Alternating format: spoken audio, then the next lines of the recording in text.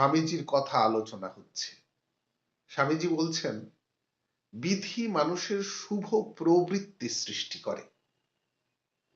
বিধি মানুষের শুভ প্রবৃত্তি সৃষ্টি করে, যাতে আপনার সসীমতার গণ্ডি ভেঙে ধীরে ধীরে অনন্ত প্রসার ঘটে।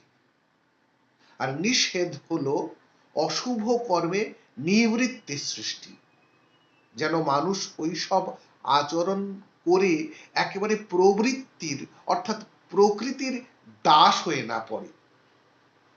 বিধি ও নিষেধ উভয়েরই তাৎপর্য আত্মার স্বাধীনতা। যে বিধি বা নিষেধ মানুষের অমর আত্মাকে শৃঙ্খলিত করে, সে বিধি নিষেধ সর্বথা পরিত্যাজ্য। সে বিধি নিষেধ কর্তৃত্বভোগীদের সুযোগ সুবিধার উপকরণ।